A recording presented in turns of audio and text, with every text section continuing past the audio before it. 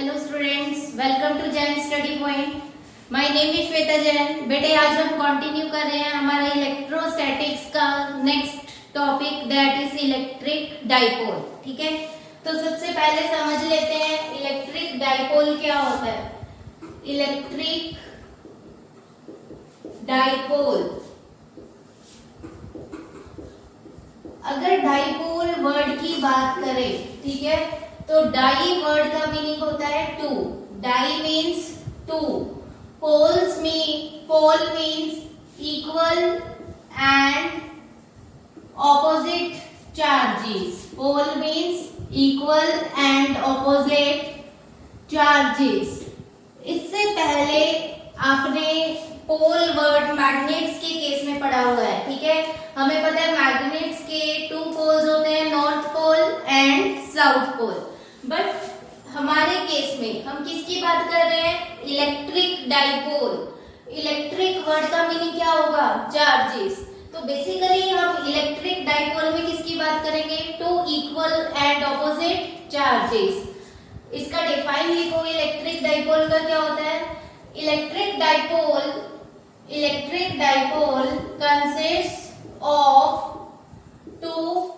consists of two equal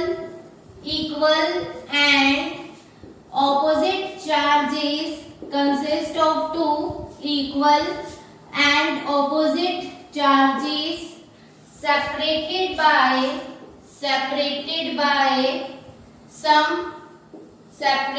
by some small distance।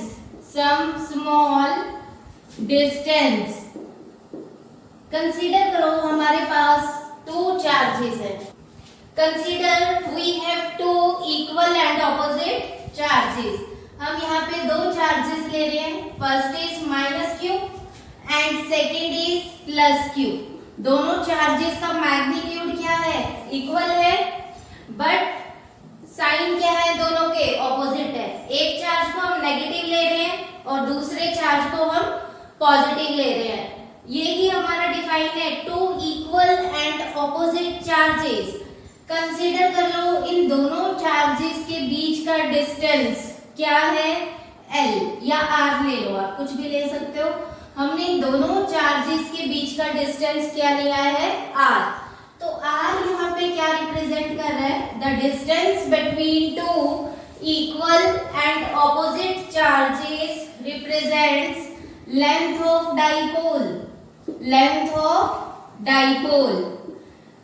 Late कर लो O क्या है? मिड पॉइंट है of the line joining these two charges. तो O को हम क्या बोलेंगे? O इज द सेंटर या central point of dipole. O represents central point of dipole. Clear? Dipole क्या होता है? एक सिस्टम है जिसमें हम क्या ले रहे हैं? Two equal and opposite charges ले रहे हैं। इन दोनों चार्जेस के बीच का जो डिस्टेंस होगा वो रिप्रेजेंट करेगा length of dipole and middle point of the line joining these two charges represent central point of dipole. अब अगर हम अपनी डेली लाइफ में बात करें तो डाइपोल की एग्जांपल क्या होगी? अगर हम केमिकल कंपाउंड्स की बात करें, HCl क्या रिप्रेजेंट कर रहा है? Hydrogen chloride. इसमें हाइड्रोजन पे कौन सा चार्ज होता है? पॉजिटिव चार्ज होता है। क्लोरीन पे कौन सा चार्ज होता है? नेगेटिव। तो आप देख सकते हो two equal and opposite charges. Clear? HCl is the example of dipole। आप कोई और एग्जाम्पल भी ले सकते हो, H2SO4, H2O। Clear? These all are the examples of electric dipoles। Next is dipole moment। Dipole moment basically tells us about the effectiveness of dipole, or you can say about the strength of dipole। अब हमारे पास कोई भी dipole है, उस dipole की कितनी strength है इसकी इंफॉर्मेशन हमें कौन प्रोवाइड करेगा? Dipole moment. ठीक है, डाइपोल मोमेंट को हम रिप्रेजेंट करते हैं बाय P, ठीक है, P vector, it is represented by P। अब हम बात कर रहे हैं about the strength of dipole. अगर यहाँ पे मैं यूनिफॉर्म इलेक्ट्रिक फील्ड कंसीडर करूं, consider uniform electric field here. Uniform electric field में क्या होती है, इलेक्ट्रिक फील्ड लाइंस पैरेलल होती हैं and are equidistant from each other. अब इधर ध्यान दो बेटे, इलेक्ट्रिक फील्ड लाइंस ऐसे जा रही हैं, हमें पता है electric field lines positive charge से रेडियली आउटवर्ड्स होती हैं और नेगेटिव चार्ज में रेडियली इनवर्ड्स होती हैं, ये बहुत बार हमने डिस्कशन की है। अब इलेक्ट्रिक फील्ड लाइंस की डायरेक्शन हमें ये गिवन है, तो यहाँ पे कौन सा चार्ज प्रेजेंट होगा, पॉजिटिव चार्ज प्रेजेंट होगा, यहाँ पे कौन सा चार्ज प्रेजेंट होगा, नेगेटिव चार्ज प्रेजेंट होगा, क्योंकि electric field lines travel from positive to negative charge. Clear. अब यहाँ पे लेट कर लो हमने एक डाइपोल प्लेस कर दिया, ठीक है, यहाँ पे चार्ज है -q, यहाँ पे हम चार्ज ले रहे हैं +q। Let the distance between the two charges is r। इन दोनों चार्जेस के बीच का डिस्टेंस हम क्या ले रहे हैं, r। इस केस में यहाँ पे हमारे पास कौन सा चार्ज प्रेजेंट है, नेगेटिव चार्ज, और यहाँ पे कौन सा चार्ज प्रेजेंट है, negative. Negative negative repel each other, यहाँ पे नेगेटिव चार्ज है और यहाँ पे हमारे पास कौन सा चार्ज है, positive. Negative positive, two opposite charges attract each other, तो -q जो हमने यहाँ पे चार्ज लिया है इस पे फोर्स एक्ट करेगा, फोर्स की डायरेक्शन फिर किधर होगी, टुवर्ड्स दिस डायरेक्शन। क्लियर, क्योंकि यहाँ पे नेगेटिव चार्ज है और यहाँ पे पॉजिटिव चार्ज है, दोनों अट्रैक्ट करेंगे, फोर्स किस डायरेक्शन में एक्ट करेगी, टुवर्ड्स दिस डायरेक्शन। फोर्स का मैग्नीट्यूड कितना होगा, इलेक्ट्रिक फील्ड इंटेंसिटी में हमने इलेक्ट्रिक फील्ड इंटेंसिटी का फॉर्मूला डिस्कस किया था। Electric field intensity is equal to force per unit charge. I think आप सबको याद होगा। तो फोर्स का फॉर्मूला यहाँ से क्या बन जाएगा, Q इंटू E। फोर्स का फॉर्मूला क्या होता है हमारे पास, F is equal to QE। तो फोर्स यहाँ पे कितनी अप्लाई हो रही है, अगर हम मैग्नीट्यूड की बात करें F is equal to QE। Clear. अब इस चार्ज की बात करते हैं, सेकेंड चार्ज की। सेकेंड चार्ज क्या है हमारा, +q। यहाँ पे कौन सा चार्ज है, negative. Positive negative attract each other. अगर हम यहाँ पे ध्यान दें, यहाँ पे पॉजिटिव चार्ज है, यहाँ पे पॉजिटिव चार्ज है, similar charges repel each other, तो फोर्स किस डायरेक्शन में लगेगा, इन दिस डायरेक्शन, और कितना मैग्नीट्यूड होगा, F is equal to QE। Clear. अब इधर ध्यान दो, हमारे पास दो फोर्सेस हैं, ठीक है, दोनों का मैग्नीट्यूड यहाँ पे क्या आ रहा है, सेम आ रहा है, दोनों फोर्सेस का मैग्नीट्यूड सेम है। हमने 11th क्लास में डिस्कस किया था, when two forces are acting at a finite distance. Finite distance means इन दोनों चार्जेस के बीच का डिस्टेंस क्या है, फाइनाइट है, मींस फिक्स्ड है। आप ना तो इस डिस्टेंस को इंक्रीज कर सकते हो और ना ही इस डिस्टेंस को आप डिक्रीज कर सकते हो, ठीक है। When two forces are acting at a finite distance from each other and are equal, दोनों फोर्सेस इक्वल हैं, देखो दोनों का मैग्नीट्यूड क्या है, same, and are equal and are acting in opposite directions, दोनों opposite directions में एक्ट कर रही है, acting in opposite directions।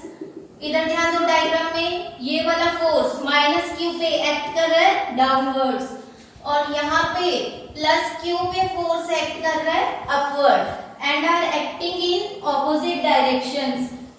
अब यहाँ पे आप एक चीज को नोटिस करो, क्या इन दोनों फोर्सेस का लाइन ऑफ एक्शन सेम है? नहीं, इन दोनों फोर्सेस का लाइन ऑफ एक्शन सेम नहीं है। अगर आप ध्यान दो, जो ये वाली फोर्स है इसका लाइन ऑफ एक्शन किधर है? अपवर्ड्स, इधर एक्ट कर रही है। अगर हम इस फोर्स के लाइन ऑफ एक्शन की बात करें तो ये फोर्स किधर एक्ट कर रही है? इन दिस डायरेक्शन। इन दोनों फोर्सेस का लाइन ऑफ एक्शन सेम कब होता? लेट कर लो यहाँ पे इस पॉइंट पे एक फोर्स इधर एक्ट कर रही है, सेकेंड फोर्स इस डायरेक्शन में एक्ट कर रही है। इन दोनों फोर्सेस का लाइन ऑफ एक्शन क्या है? सेम है। बट इस केस में इन दोनों फोर्सेस का लाइन ऑफ एक्शन सेम नहीं है। तो मोस्ट इंपॉर्टेंट पॉइंट हमारा क्या बन रहा है?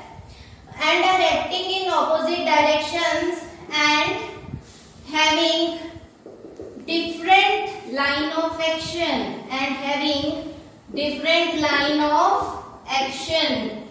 तो बेटे ये फोर्सेस क्या कॉन्स्टिट्यूट करती हैं? ये सब किसकी कंडीशंस आ गई हमारे पास? फर्स्ट कंडीशन क्या है? Two forces are acting at a finite distance. Second condition क्या है? दोनों फोर्सेस इक्वल है। Third condition is both are acting in opposite direction. Fourth condition both forces have different line of action।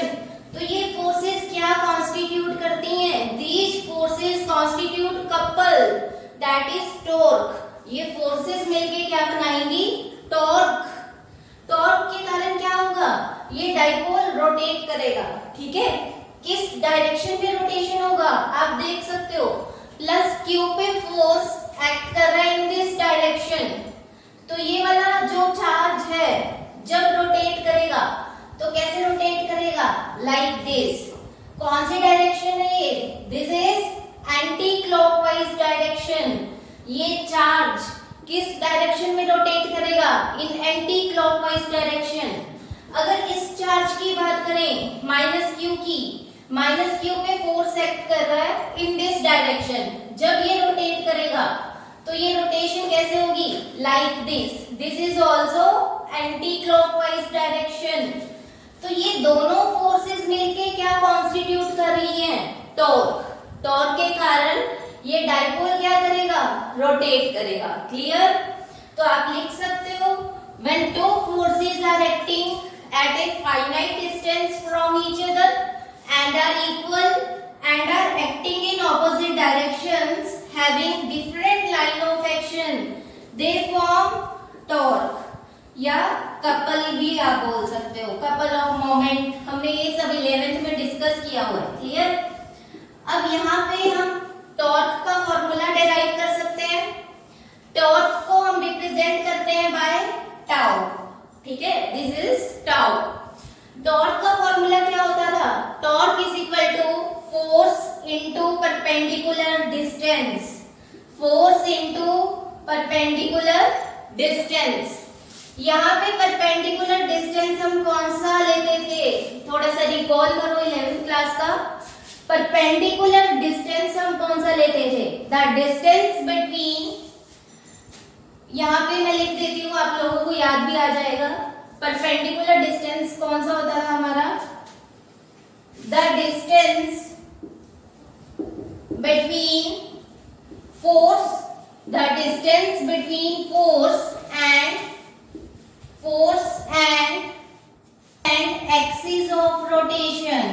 and axis of rotation। ये हमारा कौन सा distance होता था? परपेंडिकुलर डिस्टेंस होता था इन केस ऑफ टॉर्क, ठीक है? तो यहाँ पे परपेंडिकुलर डिस्टेंस हमारा कौन सा होगा? ये वाला होगा। The distance between the two charges कितना है? ये डिस्टेंस r। तो हमारा टॉर्क का फॉर्मूला क्या बन जाएगा? Tau is equal to force into perpendicular distance कितना है? r। तो टॉर्क कितना आ रहा है हमारे यहाँ पे? Fr। फोर्स की वैल्यू पुट कर दे। फोर्स कितना है? QE। तो टॉर्क कितना आ जाएगा इस केस में? Tau is equal to QER। Clear? इतनी डिस्कशन क्लियर? अब हम बात करते हैं, अगर हम चार्जेस को हाफ कर दे, ठीक है? अभी हमने एक डाइपोल लिया, डाइपोल में हमने दोनों चार्जेस को क्या लिया, Q and minus Q and plus Q। अगर मैं यहाँ पे चार्जेस को हाफ कर दूं, ठीक है, सेकेंड केस, अब हम सेकेंड केस हमारा डिस्कस कर लेते हैं। सेकेंड केस में हम चार्जेस को हाफ कर रहे हैं। सेम इलेक्ट्रिक फील्ड ले ली मैंने, यूनिफॉर्म इलेक्ट्रिक फील्ड। यहाँ पे मैंने अगेन एक डाइपोल प्लेस किया है, यहाँ पे चार्ज हम ले रहे हैं माइनस Q/2, यहाँ पे हम चार्ज ले रहे हैं प्लस Q/2, क्योंकि आपको एक चीज का ध्यान रखना है, डाइपोल में दोनों चार्जेस का मैग्नीट्यूड हमेशा क्या होना चाहिए, सेम होना चाहिए, ठीक है। लेट कर लो distance between the two charges is r/2, distance between the two equal and opposite charges is r/2। इस केस में again electric field lines are moving in this direction, तो इधर कौन सा चार्ज आएगा, पॉजिटिव चार्ज, इधर कौन सा चार्ज आएगा, नेगेटिव। अगर हम फोर्स की बात करें, इस चार्ज पे फोर्स किस डायरेक्शन में एक्ट करेगा, towards this direction, because negative positive attract each other. कितना फोर्स होगा यहाँ, F = QE, तो Q कितना है हमारा, Q/2, फोर्स बिकम्स Q/2E। अगर इस चार्ज की बात करें, ये चार्ज हमारा क्या है, positive, positive negative attract each other, force इस डायरेक्शन में अलाइन करेगा, कितना फोर्स होगा, F = QE, same formula, Q कितना है हमारा, Q/2, इलेक्ट्रिक फील्ड कितनी है, E, तो force becomes Q/2E। Again two equal forces are acting in opposite direction, तो क्या बनेगा, टॉर्क बनेगा। टॉर्क के कारण ये डाइपोल क्या करेगा, रोटेट करेगा, ठीक है। तो टॉर्क कितना होगा हमारा यहाँ पे, force into perpendicular distance, formula same रहेगा टॉर्क का। फोर्स कितना है हमारा, QE/2, परपेंडिकुलर डिस्टेंस अब कितना है, R/2, तो टॉर्क कितना आ रहा है यहाँ पे, QER/4। क्लियर, इस केस में टॉर्क कितना आ रहा है, QER/4। अब हम थर्ड केस लेते हैं। थर्ड केस में लेट कर लो, अगेन मैंने यूनिफॉर्म इलेक्ट्रिक फील्ड कंसीडर कर ली। इस यूनिफॉर्म इलेक्ट्रिक फील्ड में अगेन हम एक डाइपोल प्लेस कर रहे हैं। लेट करो, यहाँ पे हमारे पास चार्ज है -2Q, यहाँ पे हमारे पास चार्ज है +2Q। The distance between two equal and opposite charges is 2r। कितना डिस्टेंस ले रहे हैं हम, 2r। Electric field lines are moving in this direction, तो इधर कौन सा चार्ज आएगा, positive, because electric field lines move from positive to negative charge। Again force apply होगा यहाँ पे, फोर्स का फॉर्मूला क्या होता है, QE, negative positive attract each other, तो फोर्स किस डायरेक्शन में लाइन होगा, टुवर्ड्स दिस डायरेक्शन। फोर्स का मैग्नीट्यूड कितना होगा, 2Q into E, F = 2Q into E। यहाँ पे इस चार्ज की अगर बात करें, यहाँ पॉजिटिव चार्ज है, positive positive repel each other, तो फोर्स किस डायरेक्शन में पॉइंट होगा, टुवर्ड्स दिस डायरेक्शन। मैग्नीट्यूड कितना होगा इसका, F = 2QE। Again two equal forces are acting, तो क्या होगा, टॉर्क बनेगा। टॉर्क का फॉर्मूला क्या बनेगा यहाँ पे, फोर्स कितना है, 2QE, परपेंडिकुलर डिस्टेंस कितना है, 2r, तो टॉर्क कितना आ रहा है, 4QER। अब हमने यहाँ पे 3 केसेस लिए, तीनों केसेस में हमने यूनिफॉर्म इलेक्ट्रिक फील्ड के अंदर डाइपोल को प्लेस किया। इन तीनों केसेस से हम क्या ऑब्जर्व कर रहे हैं, हमें क्या इंफॉर्मेशन यहाँ से मिलती है, टॉर्क किसके ऊपर डिपेंड कर रहा है, on what factors torque is depending on. अगर इन तीनों केसेस का हम कंपैरिजन करें, इलेक्ट्रिक यूनिफॉर्म है। तो बेसिकली टॉर्क फिर किसके ऊपर डिपेंड कर रहा है? Upon charge and distance. Clear? Upon charge and distance. Similar in the third case, upon charge and distance. तो यहां से हमें एक इंफॉर्मेशन मिली, torque depends on charge and distance between the two charges, या आप इस डिस्टेंस को क्या बोल सकते हो? Length of dipole. क्लियर? अब इसके बाद बेटे हम क्या पढ़ रहे हैं? About the strength of dipole. ठीक है, अगर मैं यहां पे एक डाइपोल कंसीडर करूं, यहां से इतनी इंफॉर्मेशन क्लियर है हमें। नेक्स्ट, यहां तो क्लियर बेटे, यहां से हमें क्या पता लगा? Torque depends on charge and distance. अगर यहाँ पे हम एक डाइपोल कंसीडर करें, लेट कर लो यहाँ पे चार्ज है -q, यहाँ पे हमारे पास चार्ज है +q। लेंथ ऑफ डाइपोल हम क्या ले रहे हैं? 2r। Clear? Length of dipole हम क्या ले रहे हैं? 2r। O is the middle point of the dipole. तो ये डिस्टेंस आपका क्या हो जाएगा? r हो जाएगा।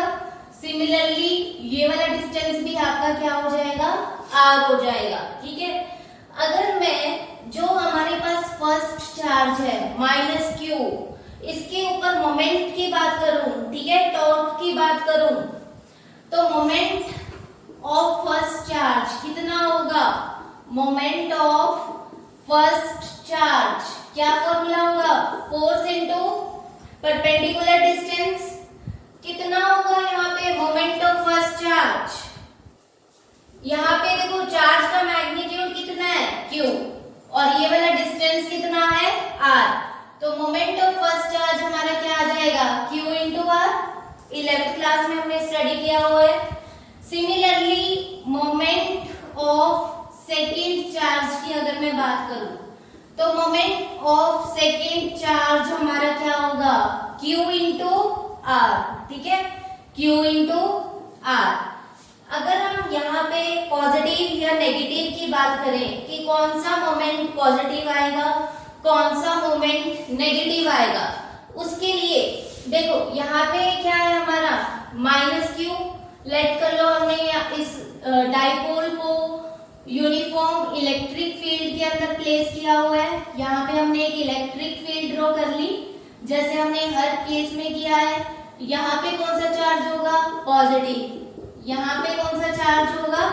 नेगेटिव। इस चार्ज की बात करो, ये नेगेटिव चार्ज है, negative negative repel each other.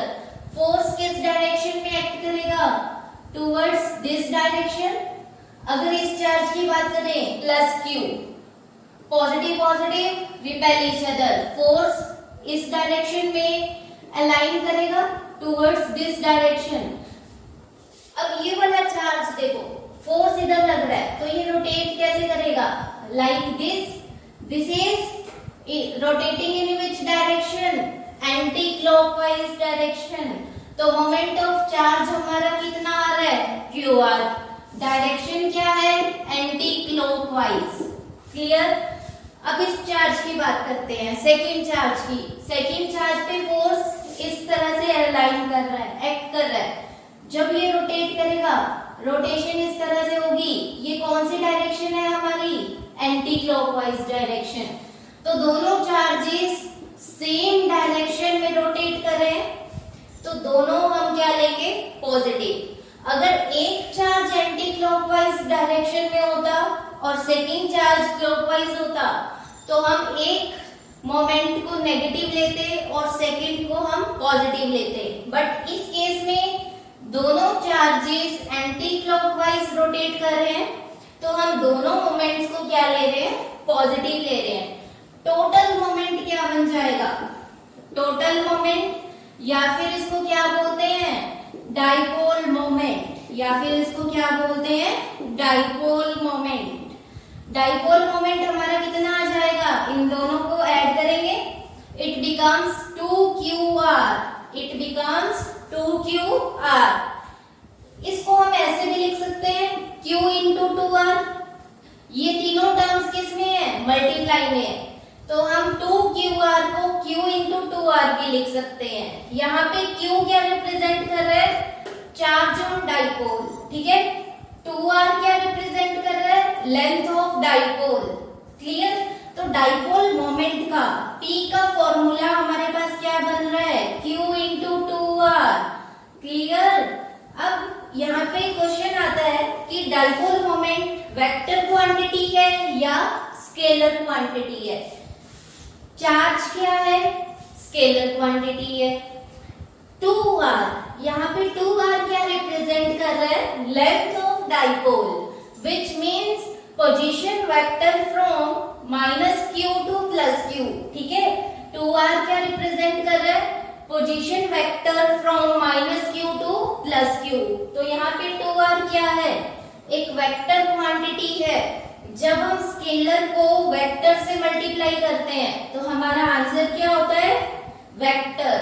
तो dipole moment is a vector quantity whose magnitude, आप नोट कर लीजिए, dipole moment is a vector quantity whose magnitude is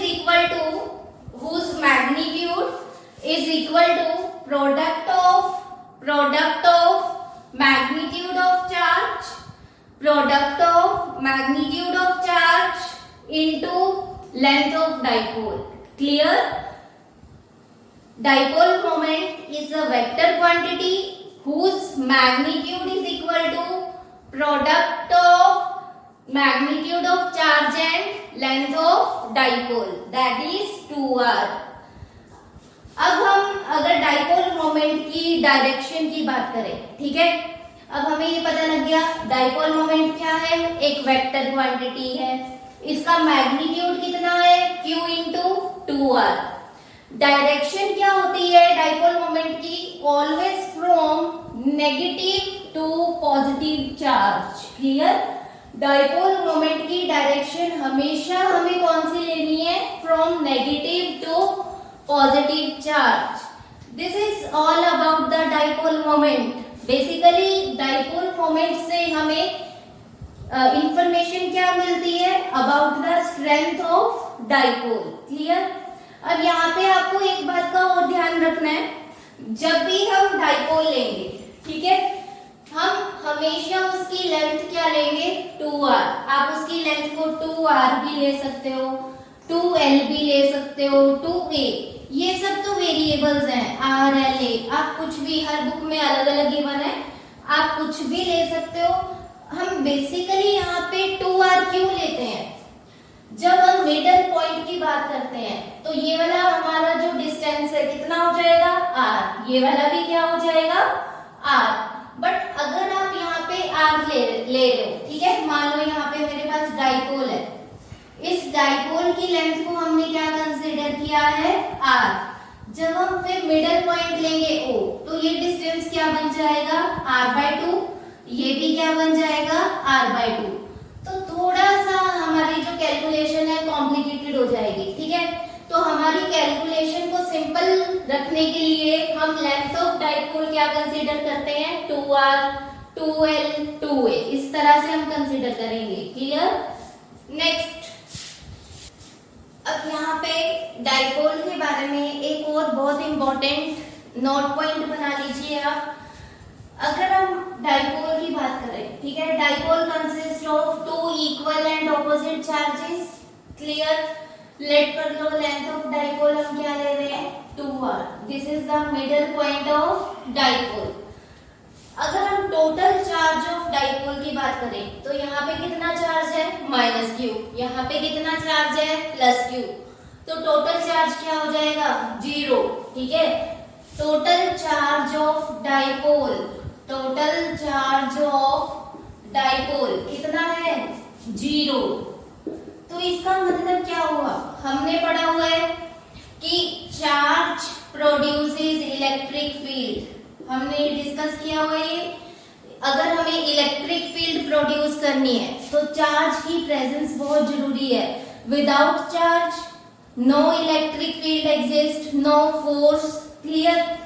तो इसका मीनिंग क्या है, अगर टोटल चार्ज ऑफ डाइपोल 0 है तो क्या इसकी इलेक्ट्रिक फील्ड भी 0 होगी, नहीं, आपको ध्यान रखना है टोटल चार्ज ऑफ डाइपोल 0 है, but electric field of dipole is not 0।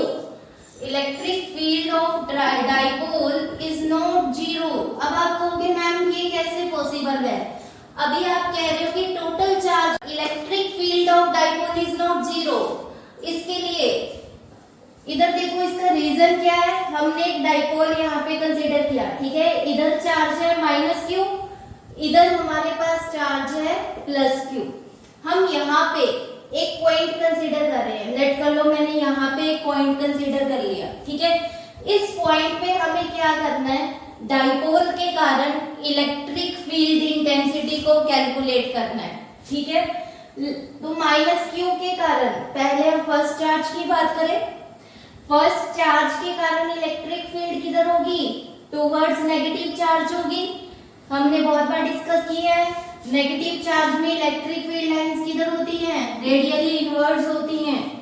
तो इलेक्ट्रिक फील्ड इंटेंसिटी की direction due to first charge that is -q charge, इस डायरेक्शन में आप पॉइंट करोगे। अगर हम +q के कारण इस पॉइंट पे इलेक्ट्रिक फील्ड इंटेंसिटी की वैल्यू को कैलकुलेट करते हैं, तो +q के कारण इलेक्ट्रिक फील्ड इंटेंसिटी की ये डायरेक्शन होगी, let it be E2, direction of electric field intensity due to second charge +q। ये डिस्टेंस लेट कर लो कितना है? r1। ये डिस्टेंस कितना है हमारे पास? r1। ये वाला डिस्टेंस हमारे पास कितना है? r2। क्या ये दोनों डिस्टेंसेस इक्वल है? No, r1 is not equal to r2। Magnitude of r1 is not equal to magnitude of r2। अगर ये दोनों डिस्टेंसेस इक्वल होते तब हमारी नेट इलेक्ट्रिक फील्ड इंटेंसिटी 0 हो सकती थी, क्लियर। बट इस केस में हमारे पास ये दोनों डिस्टेंसेस इक्वल नहीं है, तो कुछ ना कुछ रिजल्टेंट वेक्टर बनेगा इसका। जब आप इसका रिजल्टेंट कैलकुलेट करोगे तो आपके पास net electric field intensity calculate हो जाएगी, क्लियर। तो इस डायग्राम से आप समझ गए होंगे कि डाइपोल के केस में total charge of dipole is 0 even then electric field intensity of dipole is not 0. Note it down, very important point. Next is electric field intensity. Electric field intensity को मैं एक वेक्टर से represent कर रही हूँ, ठीक है। Electric field intensity on axial line of dipole. On axial line of dipole. हम क्या करेंगे? आप हेडिंग से समझ गए होंगे। इस केस में हमें इलेक्ट्रिक फील्ड इंटेंसिटी की वैल्यू कैलकुलेट करनी है on the axis of dipole. हम क्या कर रहे हैं? यहाँ पे एक डाइपोल कंसीडर कर रहे हैं, ठीक है। इसी की एक्सिस के अलोंग हम किसी भी पॉइंट पे इलेक्ट्रिक फील्ड इंटेंसिटी को कैसे कैलकुलेट कर सकते हैं, ठीक है। इससे पहले हमने इलेक्ट्रिक फील्ड इंटेंसिटी को डिस्कस किया था। हमने उसका फॉर्मूले को डिराइव किया in terms of test charge and in terms of source charge. फिर हमने electric field intensity due to point charge derive किया। पॉइंट चार्ज के कारण इलेक्ट्रिक फील्ड इंटेंसिटी की क्या फॉर्मूला आ रहा था हमारे पास? 1/4πε0 q/r²। आप रिकॉल कर सकते हो, ठीक है। इससे पहले वाले लेक्चर्स को आप दोबारा से भी देख सकते हो अगर आपको याद नहीं है। अगर हम टेस्ट चार्ज की बात करें तो टेस्ट चार्ज के केस में इलेक्ट्रिक फील्ड इंटेंसिटी का फॉर्मूला क्या था? Force per unit test charge. फिर हमने यूनिफॉर्मली चार्ज्ड रिंग के केस में इलेक्ट्रिक फील्ड इंटेंसिटी को डिराइव किया। हमारे पास फॉर्मूला आया 1/4πε0 QR/r²+a²⁵/2।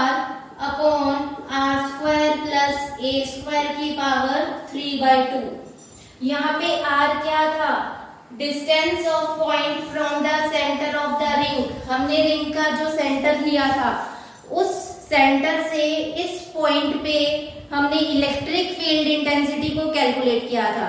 तो सेंटर से इस पॉइंट का डिस्टेंस हमने क्या कंसीडर किया था, r।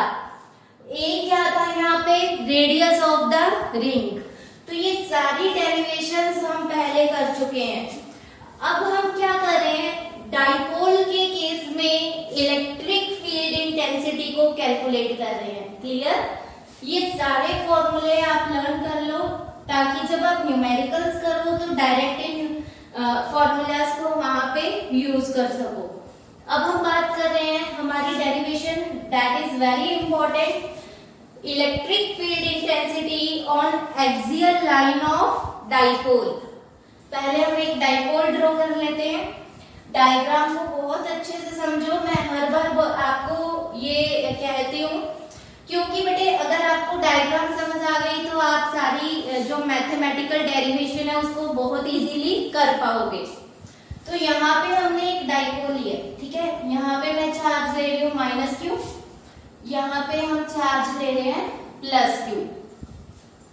Let the length of the dipole is 2a, ठीक है। The distance between two equal and opposite charges मैंने कितना लिया है, 2a।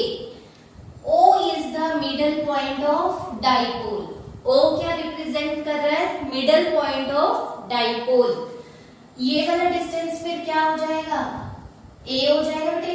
ये वाला भी क्या हो जाएगा, A, because total distance between the two charges is 2a।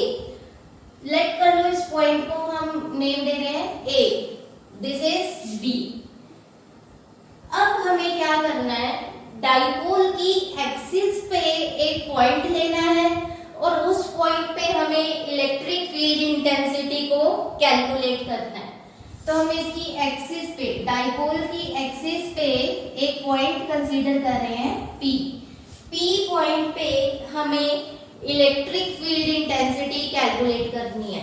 Late जो हमने यहाँ पे पॉइंट P कंसीडर किया है, सेंटर ऑफ डाइपोल से इस पॉइंट का डिस्टेंस क्या है, r। Clear? The distance of point P from centre of dipole is r। अब बात करें हमारे फर्स्ट चार्ज की। फर्स्ट चार्ज क्या है हमारा, -q। -q के कारण P पॉइंट पे इलेक्ट्रिक फील्ड इंटेंसिटी की क्या डायरेक्शन होगी, towards negative charge, radially inwards. बहुत बार डिस्कस किया है। तो P पॉइंट पे -q के कारण इलेक्ट्रिक फील्ड इंटेंसिटी इस डायरेक्शन में पॉइंट करेगी, टूवर्ड्स नेगेटिव चार्ज। अगर हम हमारे सेकेंड चार्ज की बात करें, सेकेंड चार्ज क्या है हमारा, +q। +q के कारण P पॉइंट पे इलेक्ट्रिक फील्ड इंटेंसिटी किधर पॉइंट करेगी, towards this direction, radially outwards. अब हमें इन दोनों का मैग्नीट्यूड नहीं पता। हमें नहीं पता weather E1 is equal to E2 और E1 is greater then E2 और E2 is greater then E1। हमें ये सब चीजें अभी नहीं पता। तो हम बेसिकली क्या करेंगे, मैग्नीट्यूड ऑफ E1 को कैलकुलेट करेंगे, मैग्नीट्यूड ऑफ E2 को कैलकुलेट करेंगे और फिर हमारे पास टोटल इलेक्ट्रिक फील्ड इंटेंसिटी आ जाएगी एट पॉइंट P। अगर हम यहाँ पे थोड़ा सा हम बेस से अगर डिस्कस करें, हमारे पास एक पॉइंट है P, यहाँ पे वेक्टर एक्ट कर रहा है E1 टुवर्ड्स दिस डायरेक्शन, यहाँ पे वेक्टर एक्ट कर रहा है E2 towards this direction. Clear? इन दोनों का रिजल्टेंट अगर हमें निकालना हो, रिजल्टेंट क्या रिप्रेजेंट करेगा, टोटल इलेक्ट्रिक फील्ड इंटेंसिटी को रिप्रेजेंट करेगा। तो रिजल्टेंट वेक्टर का क्या फॉर्मूला होगा, आपने 11th क्लास में पढ़ा हुआ है। टू वेक्टर्स का रिजल्टेंट क्या होता है, √a² + b² + 2ab cos theta. हम यही फॉर्मूला अप्लाई करेंगे टोटल इलेक्ट्रिक फील्ड इंटेंसिटी को कैलकुलेट करने के लिए। तो टोटल इलेक्ट्रिक फील्ड इंटेंसिटी क्या है हमारी E। ए वेक्टर की जगह हम क्या लेंगे E1, it becomes E1 square. B की जगह हम क्या लेंगे E2, it becomes E2 square plus 2E1 E2 cos what is the angle between these two vectors E1 and E2? Angle is 180 degree. तो यहाँ पे आप क्या लिख सकते हो cos 180 डिग्री। जब हम सॉल्व करेंगे इसको it becomes E1 square plus E2 square plus 2E1 E2 cos 180 क्या होता है -1, cos 180 is -1 plus minus becomes minus, इधर क्या आ जाएगा माइनस आ जाएगा। अब आप ध्यान दो यहाँ पे आप मैथमेटिकल आइडेंटिटी यूज कर सकते हो a square plus b square minus 2ab it is equal to a minus B का होल स्क्वायर।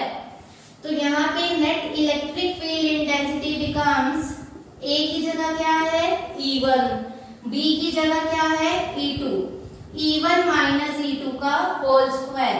स्क्वायर रूट से स्क्वायर क्या हो जाएगा कैंसिल। तो नेट इलेक्ट्रिक फील्ड इंटेंसिटी हमारे पास क्या आ रही है E1 माइनस E2। क्लियर बेटे।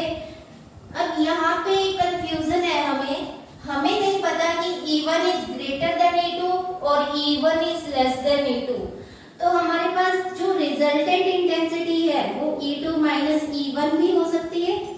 सो we have to now check, हमें चेक करना पड़ेगा कि हम E1 माइनस E2 ले या E2 माइनस E1 ले। इसके लिए हमें E1 की वैल्यू भी कैलकुलेट करनी पड़ेगी और E2 की वैल्यू भी हमें कैलकुलेट करनी होगी। तो हम कंटिन्यू करते हैं हमारी derivation. First I am calculating magnitude of E1। ठीक है, पहले हम क्या कैलकुलेट कर रहे हैं मैग्नीट्यूड ऑफ E1। डायग्राम की हेल्प लेंगे बेटे। E1 किस डायरेक्शन में एक्ट कर रही है towards negative charge. Electric field intensity due to point charge क्या फॉर्मूला होता है, मैंने यहाँ बोर्ड पे लिखा भी हुआ है। Electric field intensity due to point charge क्या होती है 1/4 pi epsilon naught Q by R square. यहाँ पे आपको R कौन सा डिस्टेंस लेना होता है from charge to the point at which we have to calculate electric field intensity।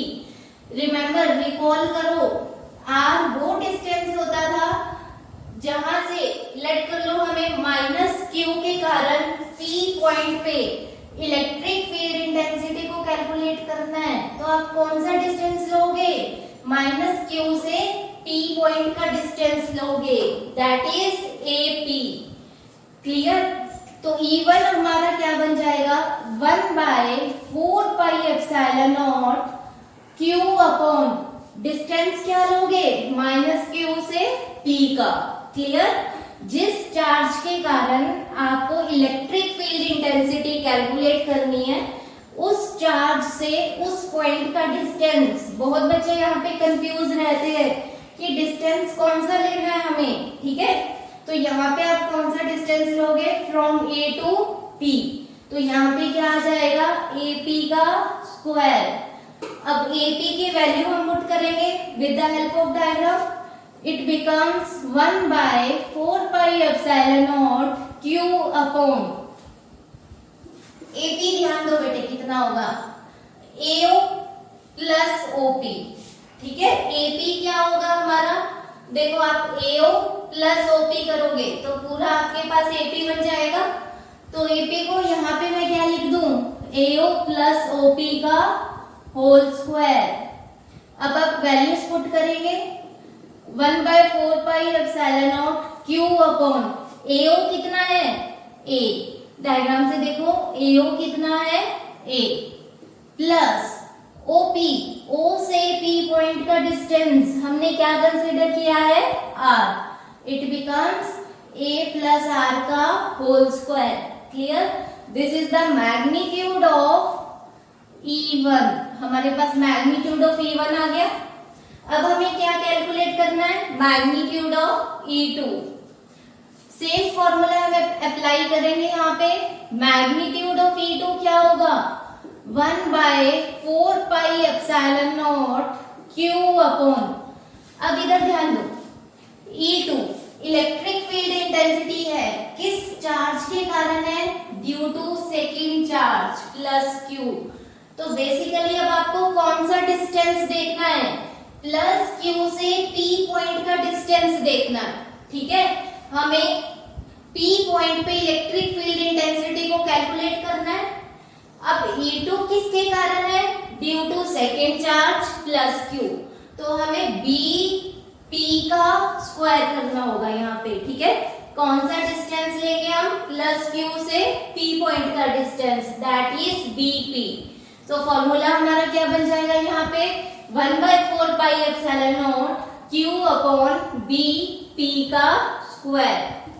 So BP becomes 1/4πε0 Q upon BP क्या होगा, OP minus OB, OP minus OB का होल स्क्वायर। वैल्यूज पुट करेंगे यहाँ पे, 1/4πε0 Q upon OP कितना है हमारा, R, OP is R minus OB, OB कितना है, A, it becomes R minus A का whole square. This is the magnitude of E2। अब हमारे पास मैग्नीट्यूड ऑफ E1 की वैल्यू आ गई है, मैग्नीट्यूड ऑफ E2 आ गया। क्या आप इन दोनों को ऑब्जर्व करके बता सकते हो किसका मैग्नीट्यूड ज्यादा है, नहीं, हम फॉर्मूले को ऑब्जर्व करके ये नहीं बता सकते whether E1 is greater और E2 is greater। तो इसके लिए हम अगेन डायग्राम की हेल्प लेंगे।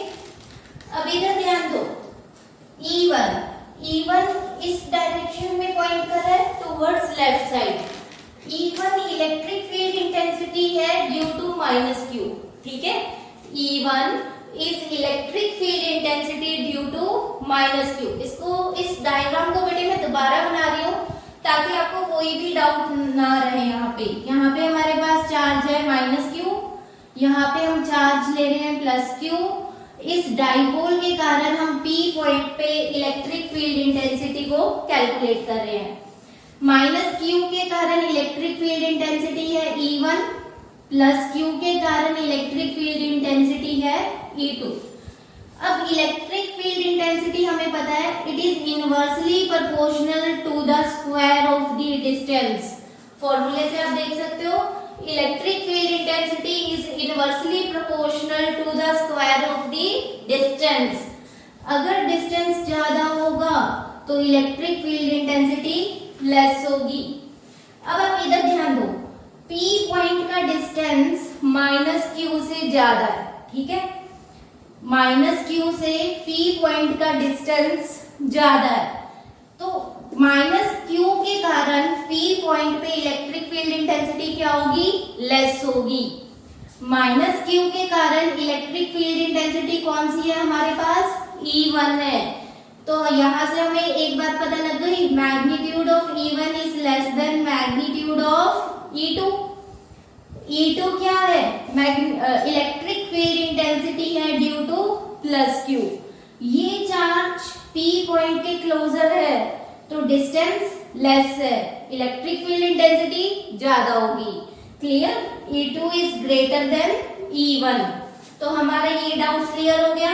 अब हमें net electric field intensity E1 minus E2 consider नहीं करनी, हम नेट इलेक्ट्रिक फील्ड इंटेंसिटी क्या लेंगे, E2 minus E1, because magnitude of E2 is greater than magnitude of E1।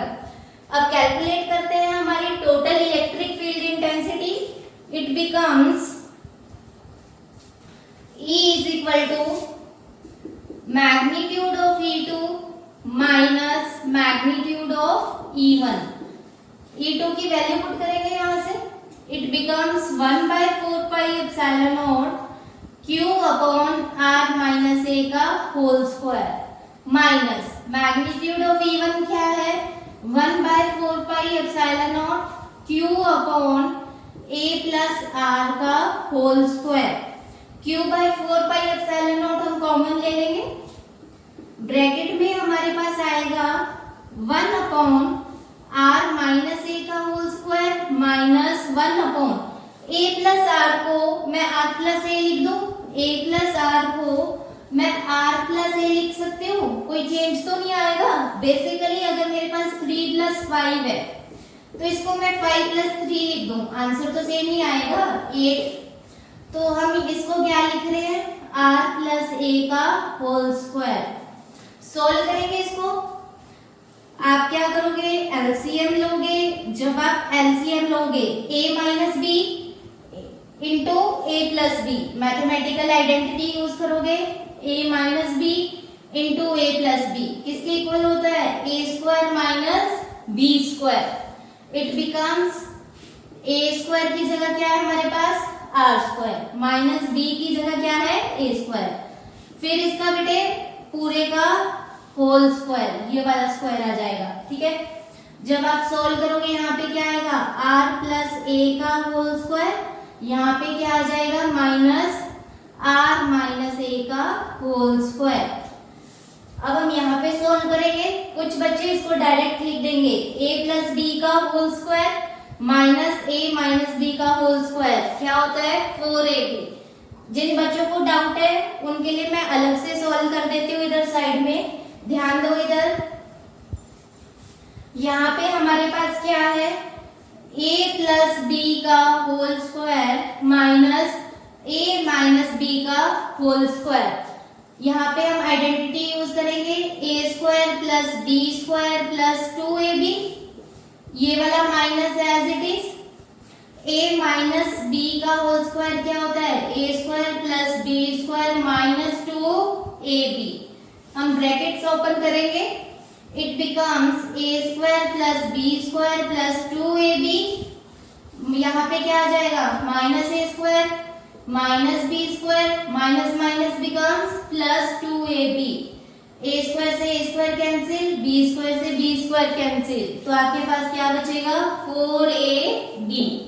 तो हम यहाँ पे इसका आंसर क्या लिखेंगे, a प्लस बी का whole square minus a minus B का whole square, it becomes 4ab। तो हमारे पास सॉल्व करके क्या आएगा, q upon 4 pi epsilon naught 4ra upon R square minus A square का whole square. Clear, this is the net electric field intensity at point P due to this electric dipole. अब हम इसको further और simplify करेंगे, हम इस फॉर्मूले को रिप्रेजेंट करेंगे in the terms of dipole moment.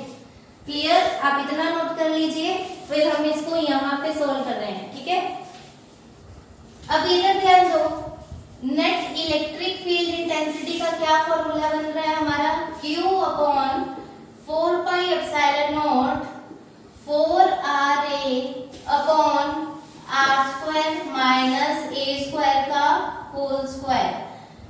4ra, 4 को मैं 2 इंटू 2 लिख सकती हूँ, ठीक है। 2 इंटू 2 क्या होता है, 4 ही होता है। It becomes q by 4 pi epsilon naught 2 into 2 ra upon R square minus A square का होल स्क्वायर। हमें यहाँ पे क्या बनाना है, डाइपोल मोमेंट। डाइपोल मोमेंट को हम रिप्रेजेंट करते हैं बाय वेक्टर p। क्या फॉर्मूला होता है इसका, हमने अभी डिस्कस किया था। It is equal to the product of charge and length of dipole. Charge कितना है हमारा q, लेंथ ऑफ डाइपोल कितनी है 2a, तो डाइपोल मोमेंट का फॉर्मूला क्या होगा, q इंटू 2a। अब इधर देखो, ये सारी टर्म्स हमारे पास मल्टीप्लाई में है, हमारे पास q है, 2b है और a भी है। q इंटू 2a क्या बन जाएगा हमारा p, ठीक है। q into 2a becomes p, तो क्या बचेगा, electric field intensity is equal to 1 by 4 pi epsilon naught q into 2a को मैंने क्या लिख दिया p into 2r upon R square minus A square का होल स्क्वायर। आपकी बुक में ये फॉर्मूला कैसे लिखा हुआ है? Electric field intensity is equal to 1/4 pi epsilon naught 2pr upon R square minus A square का whole square. Clear? This is the electric field intensity due in terms of dipole moment P, in terms of dipole moment P। अब हम यहाँ पे एक special case discuss कर लेते हैं। आप पहले इतना नोट कर लीजिए। अब हम स्पेशल केस डिस्कस कर लेते हैं। when dipole is very short, when dipole is very short means length of dipole is very less। ठीक है, तो इस केस में क्या होगा? लेंथ ऑफ डाइपोल क्या है हमारी? 2a। 2a is much less than r। ठीक है, in this case 2a is much less than r। Dipole is very short। तो आप क्या करोगे? इस टर्म में जो हमारे पास नेट फॉर्मूला आ रहा है, a को निग्लेक्ट कर दोगे। यहाँ पे जब हम a को निग्लेक्ट करेंगे तो हमारे पास क्या बचेगा? Electric field intensity is equal to 1/4 pi epsilon naught 2pr upon क्या बचेगा यहाँ पे? आर स्क्वायर का होल स्क्वायर। ए स्क्वायर को हम क्या करेंगे? यहाँ पे निग्लेक्ट करेंगे, तो यहाँ पे क्या आ जाएगा? आर स्क्वायर का होल स्क्वायर। सोल्व करेंगे 1/4 pi epsilon naught 2pr upon R की पावर क्या हो जाएगी? 2 2 जा 4, एक पावर यहाँ पे कैंसिल हो जाएगी। It becomes 1/4 pi epsilon naught 2p upon R cube. This is electric field intensity of short dipole. Here P क्या है? Dipole moment and it is a vector quantity. Very important formula, इसको आप learn कर लीजिए। तो ये था हमारा electric field intensity on axial line of dipole. इससे नेक्स्ट वीडियो में हम इलेक्ट्रिक फील्ड इंटेंसिटी कैलकुलेट करेंगे on equatorial line of dipole. यहाँ पे हमने डाइपोल की एक्स एक्सिस पे एक पॉइंट लिया था और उस पॉइंट पे हम इलेक्ट्रिक फील्ड इंटेंसिटी को कैलकुलेट कर रहे थे।